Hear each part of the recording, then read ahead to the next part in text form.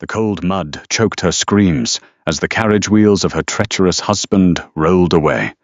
Betrayed, broken, and bleeding in the torrential downpour, she closed her eyes, waiting for death. Instead, a black carriage halted, and the most feared Duke in England stepped into the storm. The autumn of 1883 was one of the wettest England had seen in a decade, but the storm that battered the jagged cliffs of Cornwall on the night of October the 14th was something born of pure malice. It was a fitting backdrop for murder. Vivian Fairchild, heiress to the vast Fairchild shipping empire, lay crumpled at the bottom of a steep, rocky ravine, the relentless rain beating down upon her broken body. Her elegant silk gown, worth more than most commoners earned in a lifetime, was shredded and soaked black with mud and her own blood. Every breath she took felt as though glass were scraping against her ribs. She was dying, and the agonizing truth that burned hotter than her physical wounds was the knowledge of who had put her there. Only an hour earlier, Vivian had been standing in the dimly lit study of Penrose Manor, the isolated coastal estate she had purchased to appease her husband, Lord Gregory Hastings. Gregory, the impoverished but unbearably charming Earl of Whitmore, had swept Vivian off her feet 2 years prior, with poetry, fervent declarations of love, and a meticulously crafted illusion of devotion. She had loved him with the blind, consuming passion of a woman who believed she had found her soulmate. But illusions inevitably shatter. That evening, seeking a book in Gregory's desk, Vivian had stumbled upon a hidden compartment. Inside lay a stack of correspondences, bound in black ribbon. The letters were not from a business associate, but from her own cousin Josephine. Josephine, whom Vivian had taken in when her parents passed. Josephine, who had acted as her confidant, her shadow, her sister, in everything but name. The ink on the parchment detailed a conspiracy so cold it had frozen the blood in Vivian's veins. Gregory's gambling debts to the notorious underground syndicates in London were staggering. He was facing total ruin. The Fairchild fortune was tied in a strict trust, accessible only to Vivian, unless she died. In the event of her untimely demise, the entirety of her wealth, her properties, and her father's shipping fleet would transfer directly to her widower. And the letters made it abundantly clear, once Vivian was disposed of, Gregory and Josephine planned to wait the respectable mourning period of 1 year before marrying, dividing the spoils of Vivian's corpse between them. When the study door had opened, and Gregory stepped in accompanied by a pale, smirking Josephine, Vivian had not screamed. She had demanded the truth. Gregory's mask of the loving husband had melted away, revealing the sociopathic greed beneath. "You were always too clever for your own good, my sweet Vivian," he had whispered, stepping toward her. What followed was a blur of violence. Gregory had struck her across the face with the heavy silver handle of his walking stick. Stunned and bleeding, Vivian was dragged out into the raging storm by the man she had sworn to love until death, while the cousin she had protected watched with cold, calculating eyes. They had forced her into a carriage, driving it to the precarious cliffside roads known as the Devil's Drop. "It truly is a tragedy," Gregory had murmured, looking down at her battered form in the dirt by the edge of the ravine. "The horses spooked. The carriage slid. You threw yourself from the cabin in a panic. A tragic accident." "I will haunt you." Vivian had spat blood, coating her teeth. Josephine had simply smiled, adjusting her velvet cloak against the wind. "Ghosts cannot spend millions, cousin. But we can." With a brutal kick to her chest, Gregory had sent Vivian tumbling down the ravine. She had struck the sharp rocks, tearing her skin, breaking her bones until she finally came to a stop in the deep, freezing mud at the bottom. She had heard the carriage drive away, leaving her to the darkness. Now, as the torrential rain washed the warmth from her body, Vivian's vision began to blur. The pain was fading, replaced by a dangerous, seductive numbness. She thought of her late father who had built the Fairchild Empire with his bare hands. She thought of Gregory's debts. She thought of Josephine wearing her jewels. I cannot die, Vivian thought, her fingers digging weakly into the wet earth. I cannot let them win. But her body was failing. Her eyelids fluttered shut. The darkness rose to claim her. Then over the roaring thunder, she heard it, the heavy rhythmic thud of hooves on the muddy road above, the sharp command of a deep, resonant voice cutting through the storm. Halt, bring the lanterns to the edge. Footsteps slid down the treacherous, muddy embankment. The blinding, golden light of a kerosene lantern pierced the gloom, illuminating Vivian's broken form. Through the haze of near death, she saw a man step into the circle of light. He did not wear the livery of a servant, but a long, heavy greatcoat of black wool, completely unbothered by the torrential rain. He knelt in the mud beside her, unconcerned for his tailored clothes. A large, gloved hand gently touched her neck, checking for a pulse. Vivian forced her eyes open, struggling to focus on the face above her. Sharp, aristocratic features, a strong jaw, and piercing storm-grey eyes that missed nothing. It was Sebastian Montgomery, the Duke of Aldridge, known throughout London's high society as a ruthless, untouchable force of nature. Sebastian was a man who crushed his enemies in Parliament and the financial districts with the same effortless grace with which he navigated a ballroom. He was dangerously wealthy, fiercely private, and possessed a reputation so intimidating that even the royal family trod lightly around him. Vivian had met him only twice. Once before her marriage, they had shared a single electrifying dance at a masquerade, a memory she had buried deep. The second time was on her wedding day to Gregory, where Sebastian had stood at the back of the church, his face an unreadable mask of stone, before leaving before the vows were even concluded. "Lady Hastings." Sebastian's voice was remarkably steady, though a dangerous edge of fury lingered beneath the calm exterior. He gently brushed the mud and wet hair from her face. "You are quite the long way from the safety of your drawing room." "Gregory." Vivian choked out the word, bubbling with blood. "He—" "Hush!" Sebastian commanded, slipping his arms beneath her broken body. The sheer strength of him was staggering. He lifted her from the mud, as if she weighed no more than a porcelain doll. "Conserve your breath for surviving. I will handle the rest." As he carried her up the steep bank, holding her securely against his broad chest, Vivian felt a strange, inexplicable sense of safety.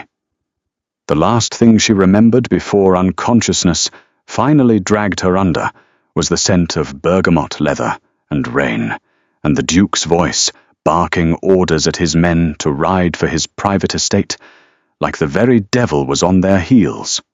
Consciousness returned to Vivian, not in a rush, but in agonizing, fragmented waves. First came the smell antiseptics, clean linen, and the faint, smoky aroma of a wood fire. Then came the pain, a dull, throbbing ache that radiated from her ribs and her left leg, which felt immobilized.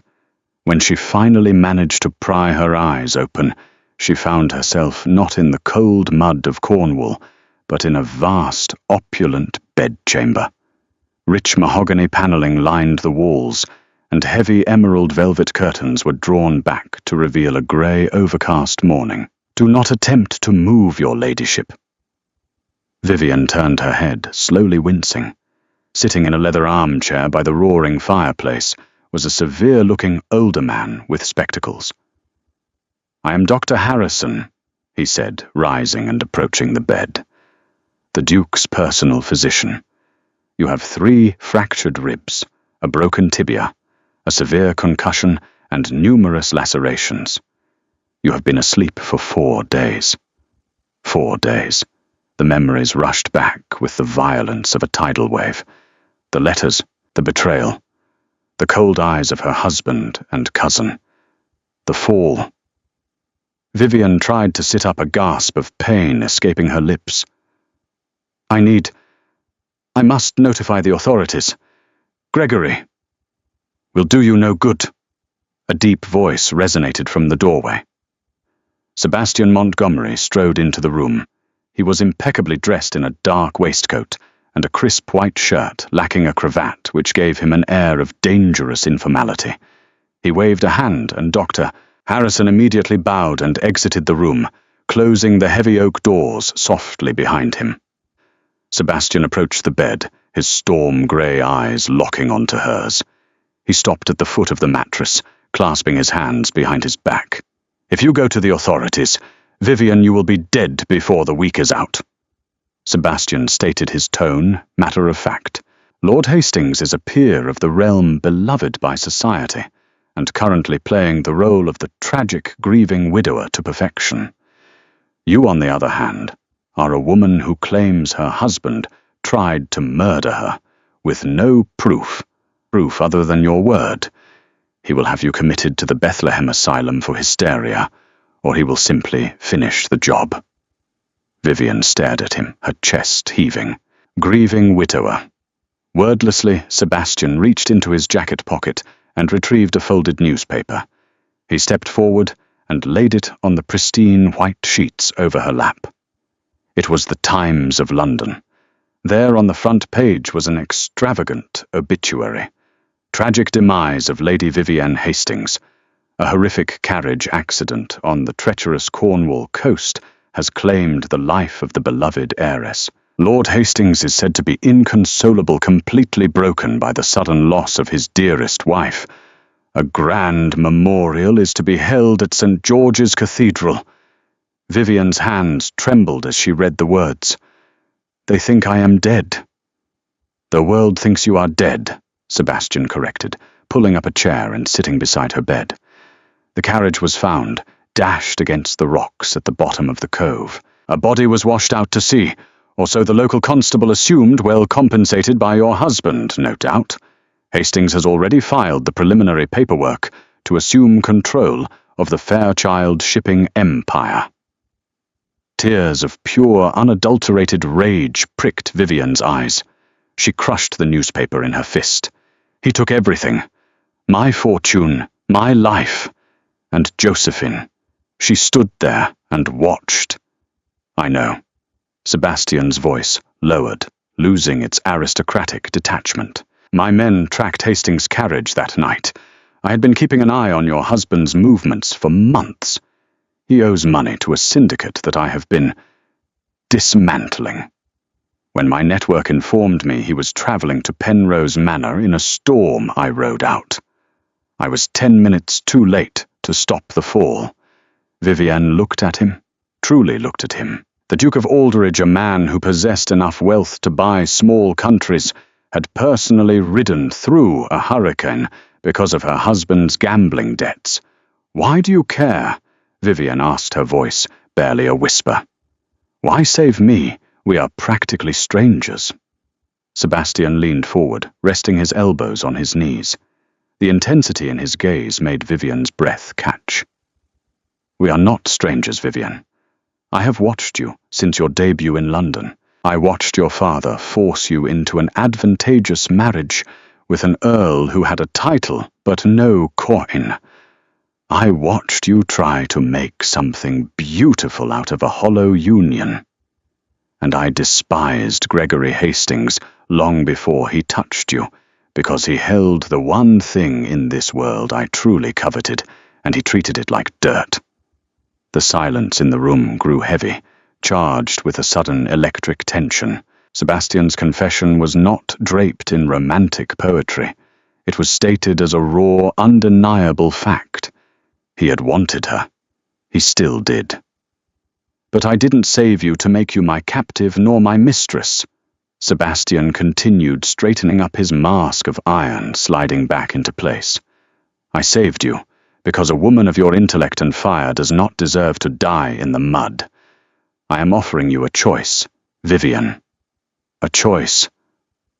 Remain dead. Sebastian said, his eyes narrowing.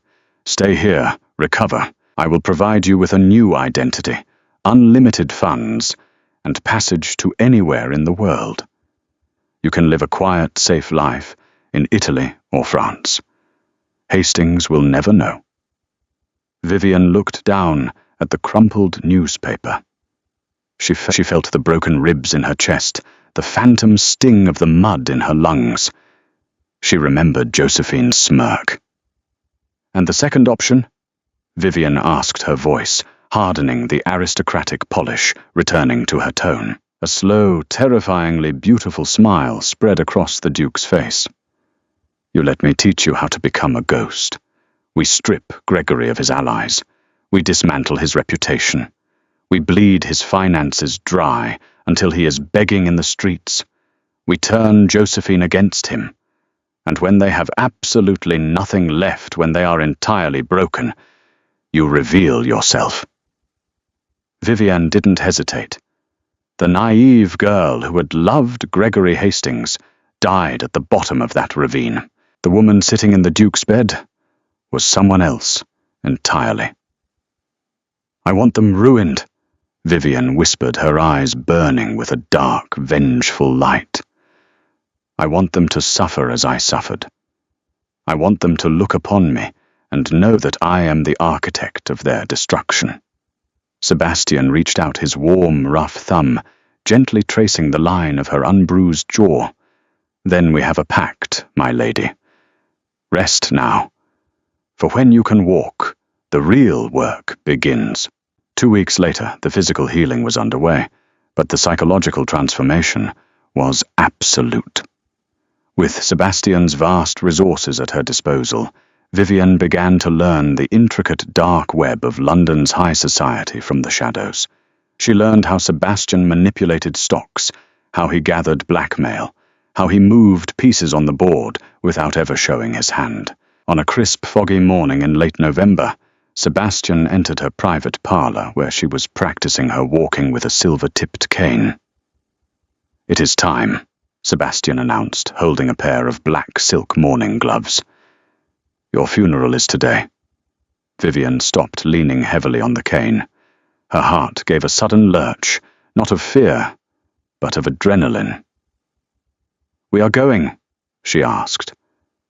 There is a private balcony at the rear of St. George's, heavily shadowed. My family's private box, Sebastian said, holding out a thick black mourning veil.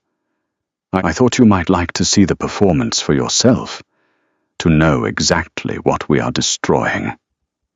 An hour later, hidden high above the nave of the cathedral, Vivian stood, cloaked in black velvet and heavy netting, staring down at her own memorial. The church was packed with the elite of London, and there, standing by a massive marble cenotaph covered in white lilies, was Gregory. He was weeping. Actual physical tears were rolling down his cheeks as he accepted the condolences of the Prime Minister. A few feet away stood Josephine, dressed in impeccable mourning black, dabbing her eyes with a lace handkerchief, playing the devastated cousin to perfection. But Vivian, looking down from the shadows, saw the subtle secret look that passed between them, a look of absolute triumph. Vivian's grip on the balcony railing tightened until her knuckles turned white. She felt a warm, solid presence step up close behind her. Sebastian's chest brushed against her back, a silent pillar of strength. Look closely, Vivian, Sebastian whispered softly in her ear, his breath warm against the chill of the stone church. Memorize their smugness. Memorize their relief. I am memorizing it all, Vivian murmured, a cold smile touching her lips beneath the black veil. Let them enjoy my fortune, Your Grace. Because when I return from the grave, I am taking their souls in exchange. Over the ensuing 12 months, the magnificent London townhouse, belonging to the Duke of Aldridge, transformed from a quiet, aristocratic sanctuary into a clandestine, highly operative war room. Vivian did not merely heal from her devastating physical wounds during this time. She was forged anew in the absolute fires of Sebastian's meticulous, brilliant tutelage. The naive, hopelessly romantic heiress, who had blindly trusted a charming, aristocratic smile, was entirely eradicated from existence. In her place stood a formidable, razor-sharp strategist, eagerly absorbing the ruthless, complex intricacies of global finance, political maneuvering, and high society espionage. Sebastian, remaining completely true to his solemn word, held absolutely nothing back from her. He introduced her to the shadowed, powerful world of elite European banking, leveraging his close, highly confidential associations with figures as prominent as the legendary Lord Rothschild and the highly influential Prime Minister William Gladstone. Through an elaborate, confusing labyrinth of proxy companies and anonymous shell corporations, Vivian began to systematically and ruthlessly dismantle the financial foundations of the very man who had left her bleeding in the freezing Cornish mud. Gregory, utterly oblivious to the invisible, suffocating noose steadily tightening around his neck, was living a life of grotesque, unprecedented extravagance, believing himself completely invincible. After supposedly inheriting the vast Fairchild shipping empire, he recklessly squandered thousands of pounds on purebred racehorses, grand country estates, and lavish, endless parties. Josephine, now wearing Vivian's custom diamonds and sleeping in her silk-draped bed, reveled endlessly in her stolen, fraudulent, aristocratic status. They were both completely drunk on their own perceived brilliance, blissfully unaware that the architect of their impending absolute destruction was watching every single move they made. The strategy developed by the Duke and the heiress was brutally, perfectly elegant. Vivian and Sebastian did not simply want to bankrupt Gregory. They intended to completely crush him psychologically before delivering the final fatal financial blow. The psychological warfare officially commenced in the bright spring, precisely 6 months after the attempted cliffside murder. It began with subtle, maddening, terrifying details, deliberately designed to shatter the fragile, guilty trust between the treacherous lovers. Josephine received a mysterious, unmarked package containing a rare, customized glass vial of Parisian jasmine perfume, the exact signature scent that Vivian had worn every single day of her life. When Josephine furiously confronted the household servants, they all swore total, terrified ignorance. A week later, Gregory discovered a dark velvet ribbon deeply stained with dried brown mud, resting perfectly on the very center of his mahogany desk inside his locked private study. The paralyzing paranoia took root immediately and violently. Gregory viciously accused Josephine of playing cruel, hysterical pranks to punish him. Josephine, absolutely terrified by the haunting, undeniable reminders of the cousin she had mercilessly helped assassinate, accused Gregory of losing his fragile mind out of lingering, pathetic guilt. Their magnificent stolen manor quickly became a suffocating, unbearable prison of dark suspicion and endless, screaming arguments. The very wealth they had brutally murdered to obtain suddenly felt like a cursed, heavy weight, dragging them both down into madness. Meanwhile, the financial noose was pulled significantly tighter. Using Sebastian's endless, terrifying capital and his unparalleled social influence, Vivian quietly and aggressively bought up every single one of Gregory's outstanding promissory notes from the dangerous London underground gambling syndicates. She then subtly and brilliantly manipulated the international stock market, ensuring that every single maritime investment Gregory made with the Fairchild shipping fleet ended in catastrophic, unmitigated failure. Massive cargo ships were mysteriously delayed at port. Vital, lucrative contracts with the powerful East India Company were abruptly cancelled and immediately awarded to anonymous competitors. Enormous storage warehouses suffered sudden, unexplained administrative blockades that halted all commerce. Gregory's newly acquired wealth began to hemorrhage at an alarming, absolutely unstoppable rate. Desperate to maintain his grand facade of endless prosperity and to satisfy Josephine's insatiable, greedy demands for luxury, Gregory was forced to borrow heavily against the core Fairchild properties. He was borrowing massive sums of money from phantom faceless creditors, never once realizing that the mysterious, unforgiving banker holding the literal deeds to his life was the very woman he had shoved off a rocky cliff. Sebastian watched Vivian orchestrate this absolute masterpiece of ruin with an admiration that bordered on pure religious reverence. The silent, simmering tension between them had naturally grown into a profound, fiery and undeniable partnership. Late at night, poring over complex ledger books by the warm light of a crackling hearth, their hands would occasionally brush, sending electric, undeniable jolts of profound desire through them both. Yet neither spoke aloud of the deep, passionate romance, beautifully blooming in the dark shadows of their mutual vengeance. The critical mission remained the absolute, undisputed priority. By late autumn, exactly 1 year since the horrific, bloody incident at Devil's Drop, Gregory Hastings was a desperate man teetering on the absolute edge of the abyss. He was secretly drowning in unimaginable, inescapable debt. His nerves completely shredded by the haunting, invisible presence of his dead wife that seemed to follow him everywhere. Josephine was heavily and constantly medicated on strong laudanum, terrified of her own shadow, and absolutely convinced the Grand Manor was cursed by demons. Despite their private, rapidly spiraling nightmare, Gregory's massive, fragile ego demanded a public, undeniable display of dominance.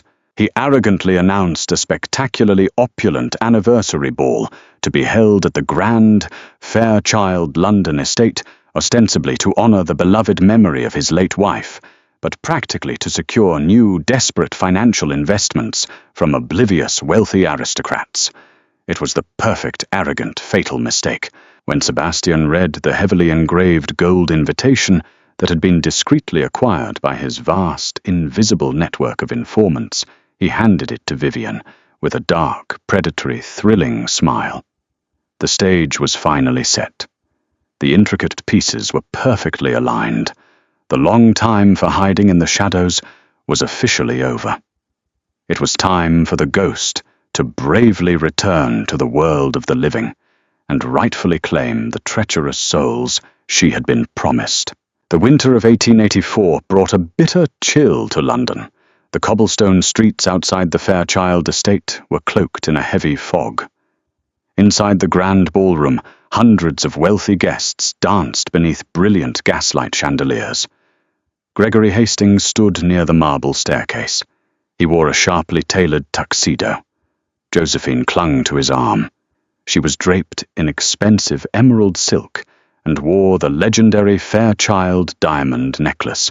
They smiled warmly at the powerful elites they had deceived.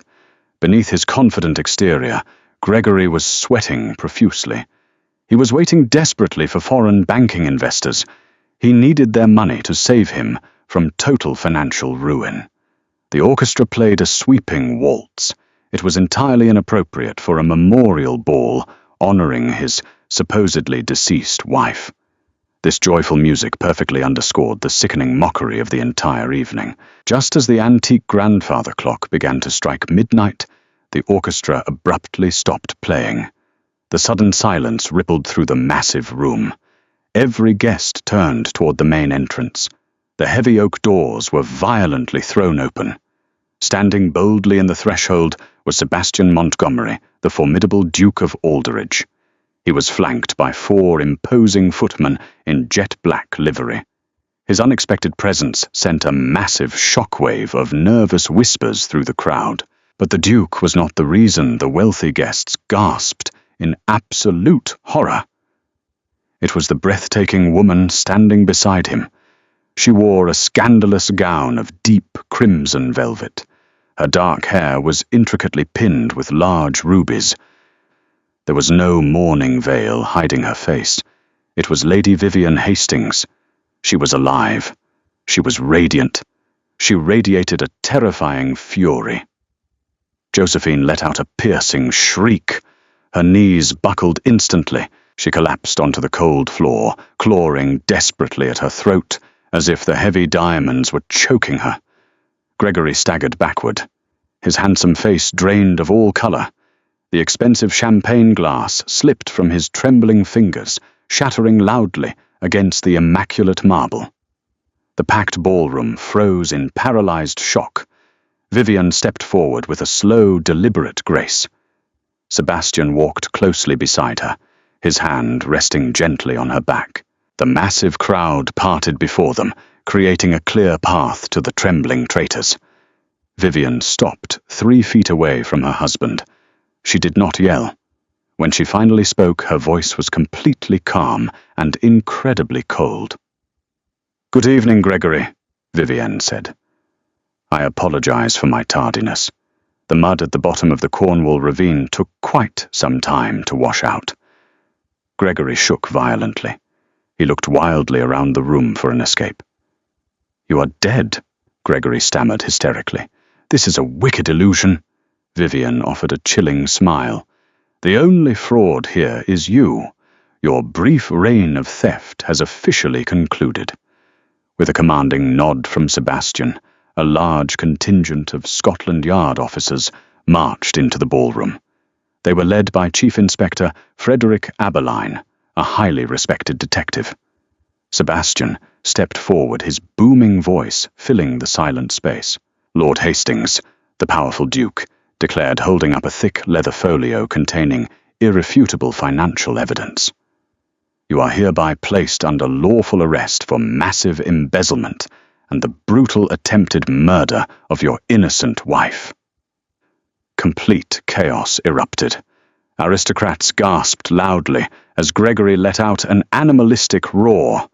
Driven mad by desperation, he lunged violently toward Vivian. With terrifying speed, Sebastian intercepted the cowardly attack.